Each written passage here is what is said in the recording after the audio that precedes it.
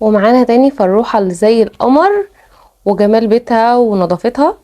بصوا الديكور بتاع البيت بتاعها، بصوا جمال الأوضة بتاعة النوم ولا ديكور الشقة عامة، ما شاء الله، حاجة كده تفتح النفس. ده المطبخ اللي قلتلكوا حرام ان احنا نطبخ فيه.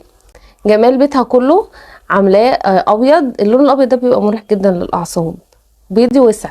يعني دايما لما تيجي تعملي حاجة في بيتك نقي الالوان الفاتحة، عشان الالوان الفاتحة هتديكي وسع كده وتخليكي مرتاحة.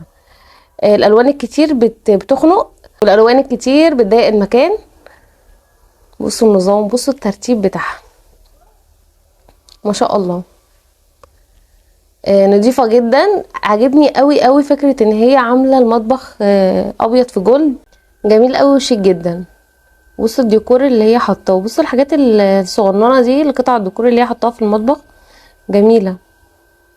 ولا المنظمات اللي عندها، قمر قمر. فالروحة دي يعني تقعدي كده تتفرجي عليها ما تزهقيش برضو من فيديوهاتها، من الناس اللي انا فعلا مش بمل وانا بتفرج عليها. ايه الجمال ده. تقدري تاخدي منها الافكار اللي تقدري تنفذيها في شقتك، حتى كمان لو شقتك صغيره تقدري تعملي فيها فكره بسيطه وحلوه. تقدري تاخدي الالوان دي تنفذيها عندك، تقدري تاخدي منها الافكار اللي تعجبك وتنفذيها.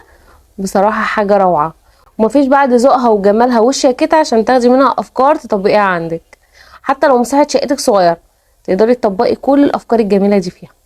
لا ما شاء الله، ذوقها في حته تانية خالص، ذوقها راقي جدا جدا. ما تنسيش تكتبي لي بتتابعيني منين يا قمر، انا شيماء غريب. لو انت اول مره بتشوفيني ما تنسيش تحطي كومنت زي العسل اللي شبهك، واللايك عشان بيرفع معانا الفيديو. اشوفكم ان شاء الله فيديوهات حلوه كتير تعجبكم. مع السلامه.